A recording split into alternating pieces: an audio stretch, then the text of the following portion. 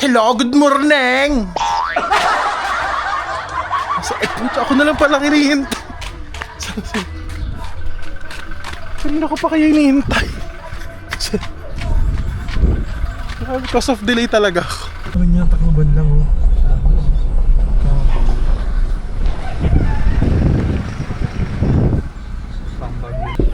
Lista ko na ang mga bibili natin sa grocery. Grocery ba? Palengke o sa Talipapa. Ang shoes. Kasi po, ang shoes siya. meron dito ako mga nilista kahapon kami ni Madam na meron pa pala sa kitchen, sa pantry. So, pwede nang hindi maulit. Tapos sabi niya kagabi, di ba, tomato sauce wala. Nakita ko meron dun. Malabo kasi mata niya siya. Pasensya na kasi. Papasensya. Oo. Medyo may edad na. Ay, wow! Personal! Sa edad ba naman ni Madam na? Oo. Mag-birthday yun sa May 10. Ano, ilan taon na? Kasi nga 59 na siya. So magsi-16 na siya sa May 10. Magsi-16 na siya. Oh, grabe. Hoy, nakablog! Ako yoy! Ako yun! Dito na kami sa Palenks para mamili ng ating mga uulamin sa linggong ito. Sir, lamas diri pansit. Unahin muna nila yung karne.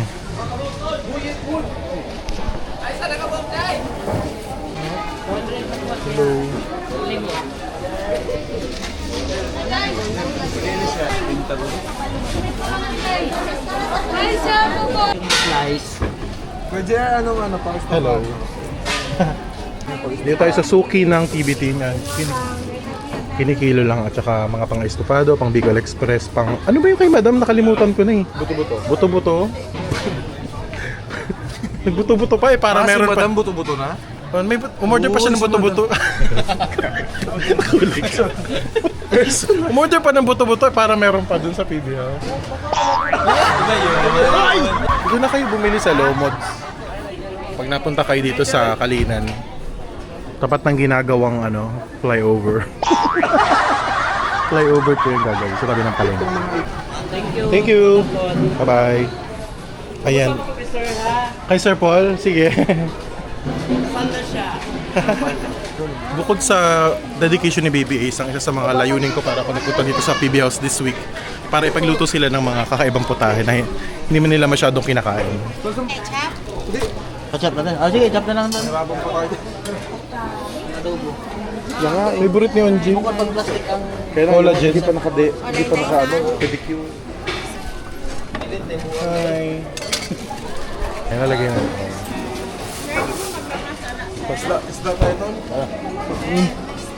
Isda daw. Okay, dito naman sa fish area. Itingan, ito butin mo doon. Yeah, boss. Sipag nitong dalawa oh. Sila may buhat-buhat nito. Lagyan natin ng special frito gusto niyo with turmeric. 1 kilo. Paano po ah? Quad, exam. Tanggal bituka. Bito, tuyok dali, dali. Bulitin naman ako. Ano itingan? Sa kailangan, boss? Isa pa? Ano pa daw ba? Pang ano ba yun, ihaw? Ito pang adobo. Adobo? Adobong itingan? Sarap yan. Ito yung adobo naman. Paksiw. Pero pala no? Pwede kang dila pala. Sarap yan. Ano lang?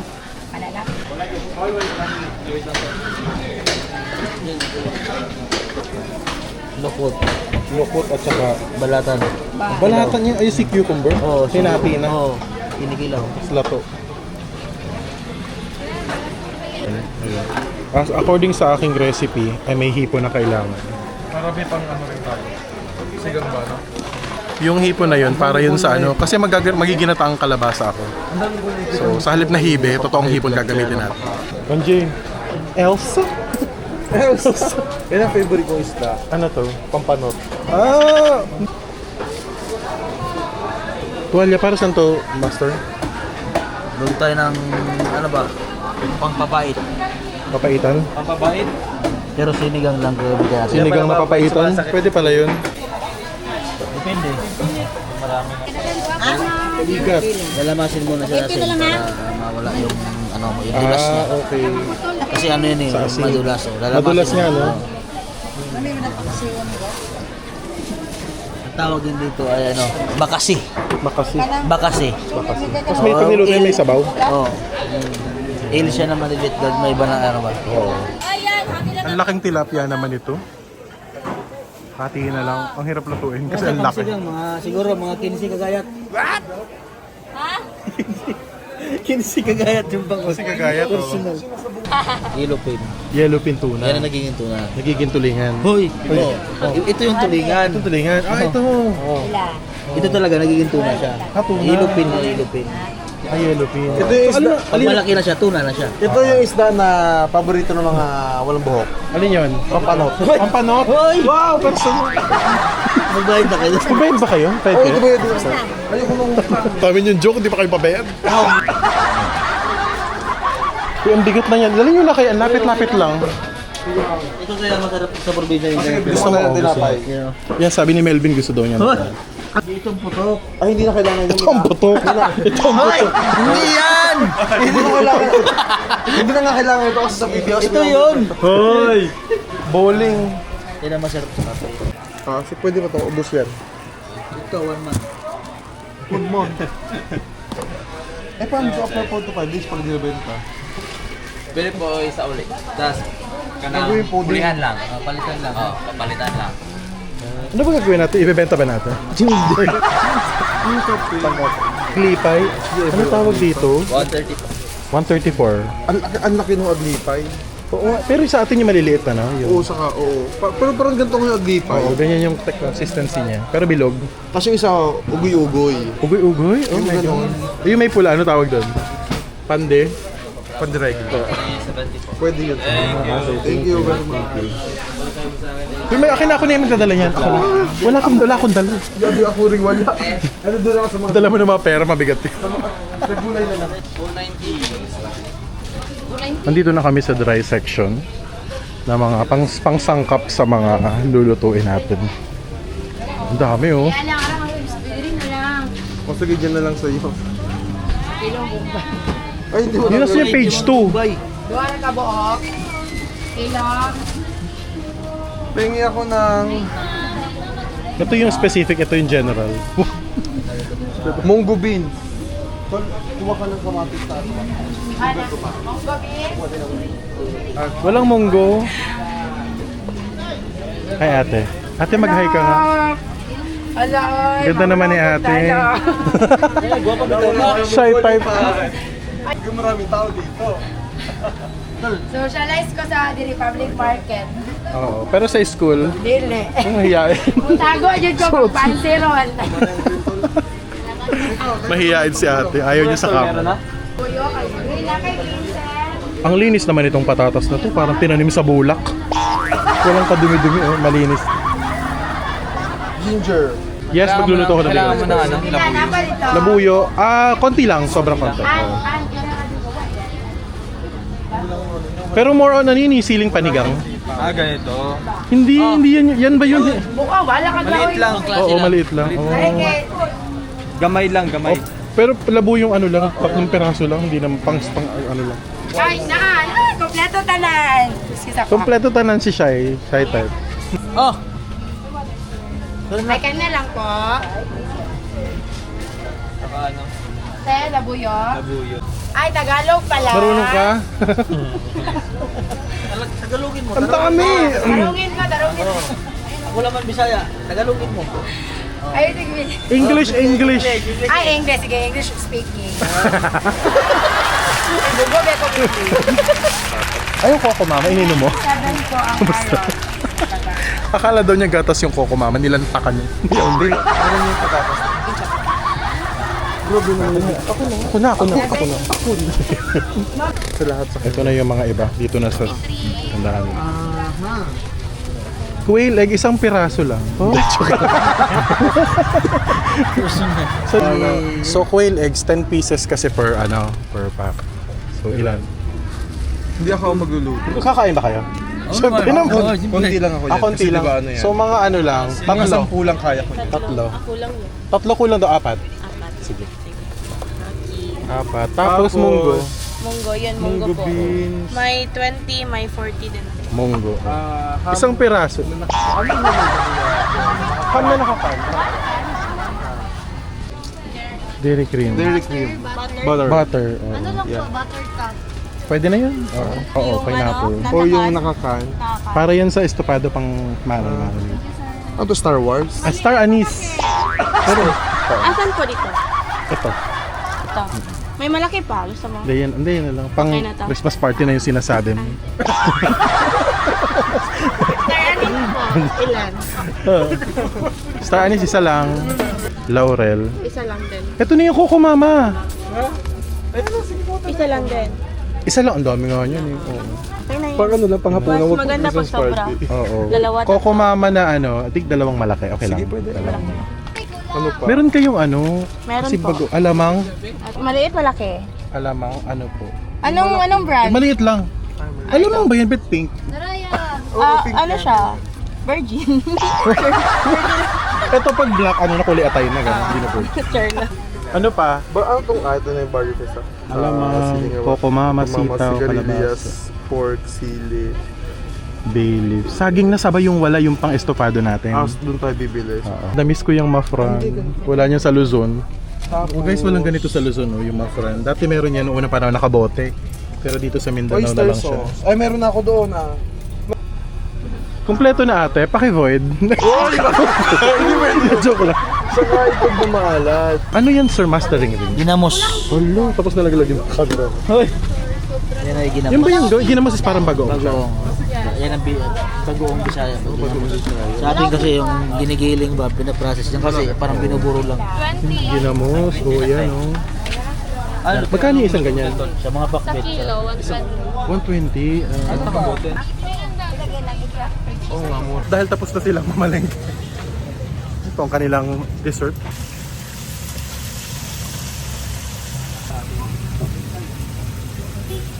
Dalawa po.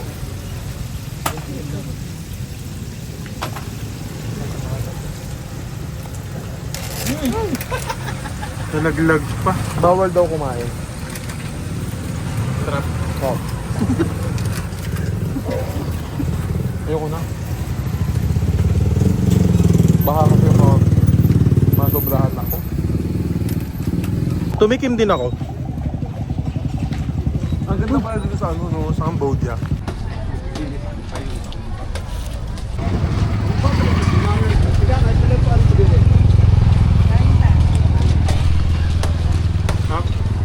Sarap. Wow, nakakawa kayo kay kuya, no? Hulaan mo to kuya kung magkano to. Ito, magkano? 200. Ha? Magkano? Mahal naman doon. Magkano yan? Wala mo. 200 nga. Ha? 200? 200. Oo. Magkano ang presyo? Lower. Lower? Ilang? Pwede ka na? 40 pesos. 40 yan? Bakit 40? Oo nga. 40 lang? Sobrang mura. Mura, di ba? Uy, naglaglagan na uy! All set na po tayo. Balik na ulit tayo sa PB House.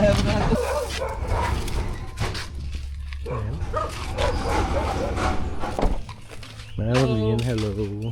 Kukunin nila yung mga pinamili na nandun pa. Ayan, so nakita nyo nga po ang pamamalengke na ginawa namin kaninang umaga at thankfully nakasama ako doon dahil ako mismo ay nakapili ng mga rekado o ng mga gagamitin nating ingredients para sa mga binabala kong mga putahe or mga dish na iluto para dito sa PB Team. So, kadalasan po dito sa PB Team, although maraming, sa PB House, although marami po ditong mga magagaling magluto, minsan napapagod na sila mag-isip kung ano ba yung mga putahe or mga dish na gustong lutuin. And thankful sila sa tuwing may mga bagong masasuggest na luto or kapag nandito ako kasi may mga alam ako na hindi nila alam, or yan, sina Mastering, sina PB Renz, magagaling din pong magluto. Kaya napagsasama-sama namin yung idea namin para makagawa kami ng bagong putahe. And for today, or for tonight, ang lulutuin po natin ay ang, oops! Si Azu, ang lulutuin po natin ay ang Bicol Express. And yan po ang isa sa mga specialty ko talaga. At ako po ay mahilig sa mga pagkain. Ako po ay mahilig sa mga ulam, sa mga pagkain na may mga gata or may coconut milk. So, madali pong lutuin yon, masasarap lutuin, and siguradong taob ang kaldo kapag yun ang luto. So, ano ba yun, ha? Sino tinatahulan mo, ha? Sama ka sa akin? Ha? Puntahan natin yung mga tinanim natin, ano? na mga doon sa lupa, doon sa malayo, sa bukid. Maka.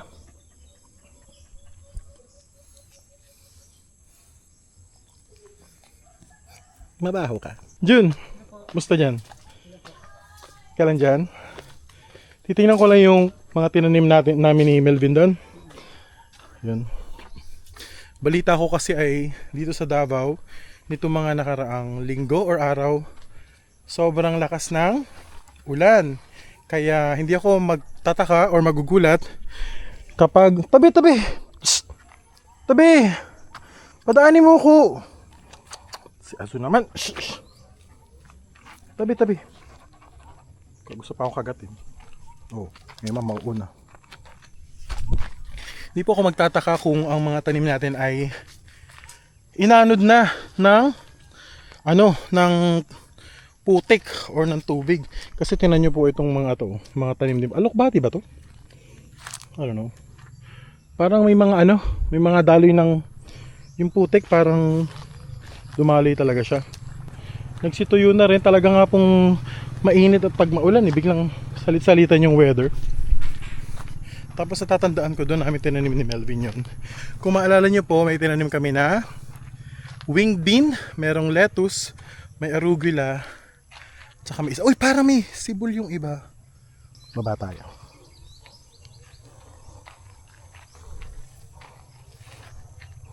Dahan-dahan lang.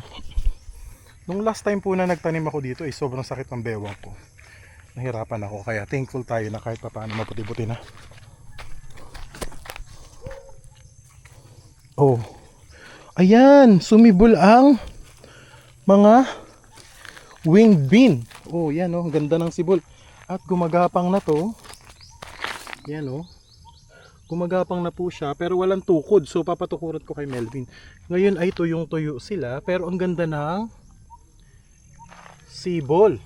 Actually po kanina sa palengke, dahil nga po alam kong Bicol Express yung lulutuin ko tonight, ay naghahanap po ako ng sigarilyas, pero iba po yata yung tawag na sa sigarilyas dito sa Davao at hindi po uso sa palengke. Nagtanong po ako sa mga ilang tindahan, wala daw pong ganong gulay doon and kailangan ko pang mapunta doon sa bagsakan ng gulay. Kaya tama lang na may tanim tayong sigarilyas. Tamang-tama yan sa Bicol Express or sa mga iba pang putahe kasi malutong, masarap, masustansya.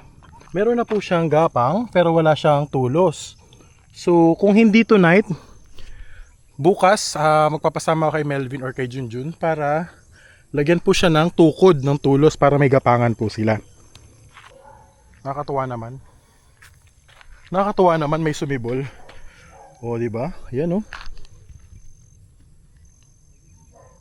Babalik ako, kukuha ko ng tubig para madiligan ko. Ayan, yung arugula natin ay talagang walang sumibol. Ay, meron akong, alam ko may sumibol dito, pero yan o, ito. Arugula po ito eh. Amoy na amoy pa lang. Amoy ko na yung arugula, pero kita nyo, tuyo po siya sa lupa. At saka naging, maliit pa yung dahon, pero matanda na siya, magulang na. So hindi ganun supposedly ang arugula. So ibig sabihin kinulang siya. Hindi siya yung condition ng soil at saka ng water dito sa slope na to ay hindi po suitable sa isang halaman na kagaya ng arugula. So hindi na ako magpapatanim dito ng arugula. Yan. Ito namang mga lettuce ay Diyos mio, ang babansot. Oh, ang babansot. Yan, hindi maganda. Pero sumibol. Okay lang din yan. No hurt feelings. Okay lang. Importante may napasibol na mga iba. And dito sa hanay na to, yan, yung dalawang hanay na yan, supposedly meron dyang tomatoes or kamatis na maliliit, no? Mga cherry tomatoes. Yan, siguro ito yan. Ang liit-liit pa. Pero hindi rin ganun ka-successful yan. Aso, tinapakan mo na yung ano ko. Inupuan mo na yung ano ko. Tabi, aso, huwag mo upuan yung ano ko. Upuan yan. Hala, oh, naputol na tuloy yung upuan niya. Dry po ngayon dito, no? So ang lupa dry na dry. Kahit noong mga nakarang araw lang ay umulan, malakas, pero still dry pa rin po ang overall condition ng or weather ngayon. Tingnan nyo po ang pawis ko, grabe. Sa sobrang taas ng humidity dito sa area na to. Tingnan nga natin yun, no? Zoom lang natin. Oh, yung mga manok. Happy naman sila dyan. Oh, happy ba kayo dyan? Ayun. Yun. Tapos yung dulo ng PB house. Yun po yung kanyang bakod. Yun. Yung alam ko may tubig na hinukay dun or may source of water dun. Pero I'm not sure kung ano na po yung status niyan. Okay, akyat na kami ni Azu. Let's go na. Sinong aso naman to? Sino ka nga? Sino ka nga? Ito lang din nakatambay.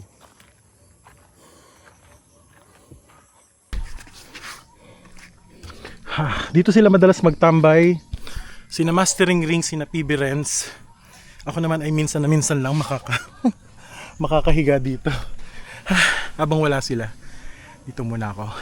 Maghintay ako ng mga 15 minutes na pahinga before ako magluto. Magugas lang ako ng kamay. Actually, hindi pa po ako naliligo. Kasi kanina nung namalengke kami, ito pa rin yung suot ko. But yeah, si Aiza na first time ko lang ma-meet. Napakabait din ni Aiza, no? Napaka soft spoken, no? At saka talagang kumikilos din talaga siya sa bahay, tumutulong siya sa mga gawaing bahay. Although wala pa kami talagang moment ni Aiza na nagkausap ng matagal. Pero nakasama ko po siya nung nagbinyagan or nag-dedication day, umattend po kami. Nakasumimba po kami dun sa kanilang dun sa Seventh-day Adventist Church. And then kanina po si Madam Yula at si Aiza, sumimba naman din po sila dito. Sinamahan ni Madam Yula si Aiza na sumimba. Meron po kasing isang Christian church na malapit po dito sa may dito lang sa may kalye. So ngayon ako lang naiiwang mag-isa, si Madam at saka si Aiza dahil nga po sumimba po yung iba. At saka syempre si Azu. Hindi ko po nakikita kung nasa na si Bernarda yung isang aso, pero si Azu palagi po tayong sinasalubong. Nakikipagkulitan at nakikipagkagatan tuwing morning. Dun sa bahay ni na Ralph at saka na-meet ko rin syempre si Judy, yung kanya pong may bahay. Ni Ralph, no. Umattend din si Peter Paul, dumating po siya nakamotor. Tsaka syempre of course na-meet ko rin ulit yung ibang family members ni Paul, ni Ralph, mga Aberilla brothers. Dati ko na po kilala dahil dati ko na po silang na-meet sa mga lakad po namin dito sa Davao. So, gusto ko lang sabihin is nakakatuwa po kasi who would have thought that I would have friends here in this area of Davao, and even yung anak ni ni Ralph, naging inaanak ko pa. Yung term ginagamit ko lang po yung term na inaanak, although iba po kasi sa Catholic na inaanak talaga siya dahil sa binyag, sa christening. Iba naman po rin yung sa Seventh-day Adventist na dedication po. So baka po technically hindi inaanak, pero yung essence po noon is parang inaanak na rin kami kay Baby Ace, no? And nakita ko pa rin yung yung anak ni Junjun, si Baby Alisa, no, na may gift din ako sa kanya kahit hindi naman ako aninong talaga technically ni Baby Alisa. Masaya ako na nakita silang parehas na baby, and kagaya ng sinasabi ko po kanina, who would have thought that I would make friends with people from this part of the country, 'di ba? Kung hindi po sa Pugong Biyahero Team, hindi po ako mabibigyan ng opportunity to meet them and to somehow become extended part of their family. Because hindi ko naman po siguro ako kukuning ninong kung hindi ko naging mabuti so far na kaibigan ni Ralph. It's almost a year now that we've known each other within the PB team, Pugong Biyahero Team. Nagsimula po nung una namin pang mga events nung debut ni Mylene, last year pa po yun. At saka sa mga iba't iba pang activities, charity activities na nasamahan ko, like pagmimisyon, and yun nga pong sa Cebu and sa mga Davao na charity na ginawa natin last year. All of those things, that's where you build friendship and that's where you build relationship with people. So happy po ako na nakasama ako doon. Kumakain ka ng Bicol Express, Jun? Hindi, bakit? Ngayon, magluto ka? Oo. Kain tayo. Akala ko nakakain na ba? Ako nakakain na, hindi ka pa nakakain. Hindi pa. Pero pork, kumakain ka? Oo. Medyo maanghang, okay ka? Okay. May gata, okay ka? Okay lang. Ayan, may gulay, okay. Sige. Kasi si Aiza, tinanong ko din po, hindi pa rin siya nakakakain ng sigarilyas. Na Bicol Express, favorite ko po yan. At alam niyo po sa mga karinderya sa Luzon, lahat ng karinderya, almost lahat merong Bicol Express na potahe. At sineserve nila yan talaga as a staple na ulam sa Luzon, no? At masarap din talaga siya. Iba siya ng lasa, simple lang yung luto ng iba, but pag nalasahan mo na yung gata, At yung anghang niya, sobrang sarap po. Mayroon pa po palang isang tauhan na magbabalik po dito sa PB House, pero hindi pa po siya lumalabas eh. Nasa na kaya si Jana? Ang alam ko po, kasama ko siyang nagbiyahe, nag-travel. Mula Cavite, napunta rin po dito si Jana. So abang-abangan nyo lang po. Palabas na po yun. Baka nag-iipon pa lang ng lakas. Lakas. Dilig siya dito sa harap eh. Siya na rin po magdidilig ng iba nating tanim doon. Thank you, Junjun.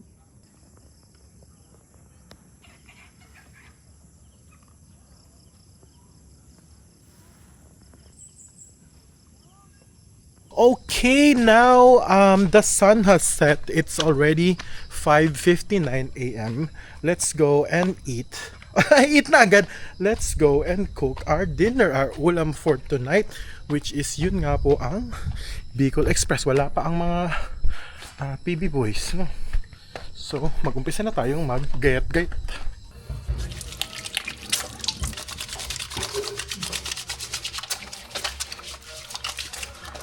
Anong kailangan mo?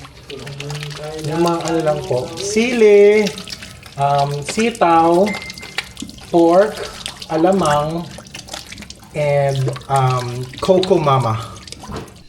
Sobrang dami nito. 1 kilo po yung pinabili ko eh, pero more than 1 kilo yata yung pinaano ni Onjay. And for tonight po, lahat naman kami is kumakain ng pork, so okay na okay itong ulam na to. Yan. Kinuha ni Madam yung ibang ingredients. Kunin ko naman yung coco mama natin. Where is the coco mama here? Ito. Coco mama. Siguro isang malaki. Isang malaki. Yan. Marami-raming sitaw, Madam. Kasi yun lang ang sahog niya eh. Sitaw and konting-konti. Ang dami. Yan. Kasi sitaw lang po ang sahog niya at saka sili. Yun po. So, wala kasing sigarilyas. Tama na to? Yes po, tama na yan.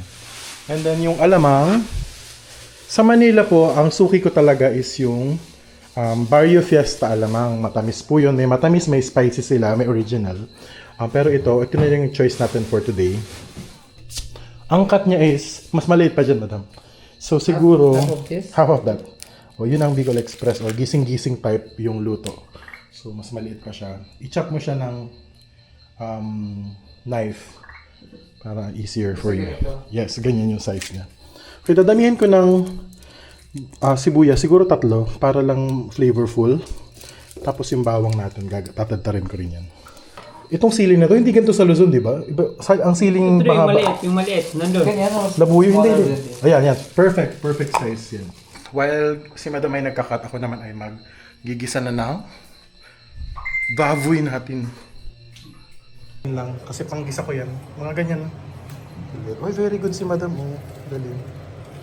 Nahiwa niya na agad. Bakit? Pinapawisan ko yan. Hi, Aiza! First time nilang dalawa makakatikim ng Bicol Express ni Kuya JR. Madami po anyway, madami naman kami dito sa PB House. So, bebenta yan. Ayan po, nagmamantika na. Grabe, ang daming mantika.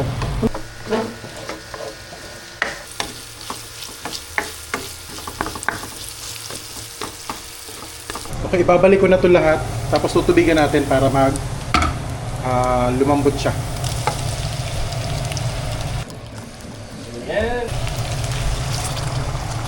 Wow, andito na ang mga Melvin at mga PB Team Boys.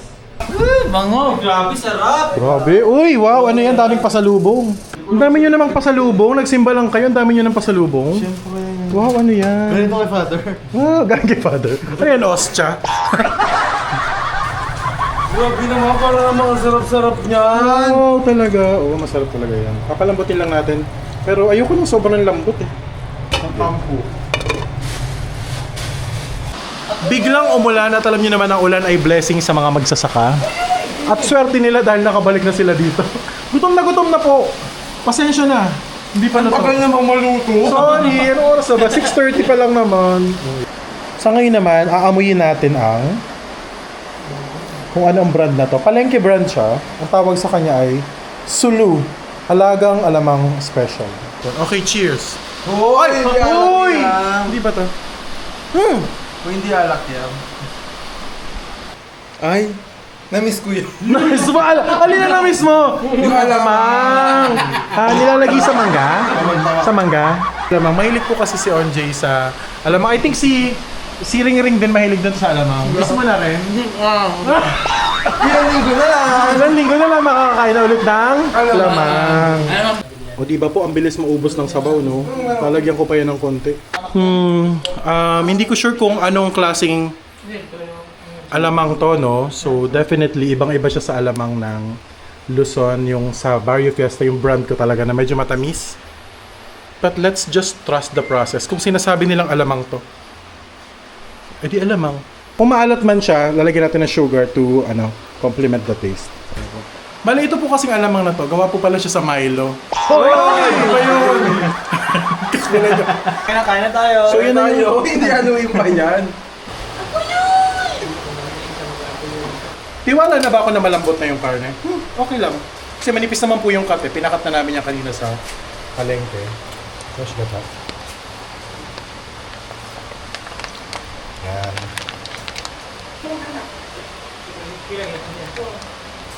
Yan. Yummy! Yummy ba? Kanina po sa palengke, meron naman kaming option to choose yung gata na galing sa nyo. Pero okay na yan. Masarap naman ang kuko, ma'am. At saka para less effort. Alright, so mukhang promising naman, no? May anghang na yan kasi yung gisa natin kanina. Nakagisa na rin yung kanyang sile. So, yung mantika naman niya na galing dun sa pork, dapat mangingibabaw po yan. Aray ko, itimplahin na lang natin yung kanyang tamis at medyo pag malapot-lapot na, after ng taste test ay luto na po yan. No? Itong sili na to, yung red is for garnishing only. Mamaya pag luto-luto na. Kaya lakas-lakasan natin ng konti. Yan, takpan lang natin yan. Hintay lang tayo ng a few moments. Ang naluto na ba? Malapit na, lalagyan na lang natin ng pangtimplang lasa na sugar. Aba nga naman, ano ba dyan? Ma'am Elena Bautista, thank you po sa stars. Natutuwa ako pag binigis rin ng stars kasi may naipot. Nakakatuwa pa yun. Pag may Sasayaw nag-send, daw si Kuya JR. Oo, sasayaw ako. Pag may nag-send ng 100 stars. wala, sasayaw po talaga ako. Lagot ka, sasayaw ka. Watching from GMA Cavite. Si Ma'am Shaishong, hindi lang ata 100 sinesend sa akin ni Ma'am Shaishong. Sige ang send ni Ma'am Shaishong sa akin. Wow. Elena Bautista, thank you po. Pag may nag-send sa akin ng buong 100 stars, sasayaw ko si Pasa mo sa akin. JR. Anong Ipapasa sign? ko kay JR. Yes. Ayan na! Sayaw doon! Wala! Ayan na! Si Ma'am Shaishong! Oy! Sayaw! Sayaw! Sayaw!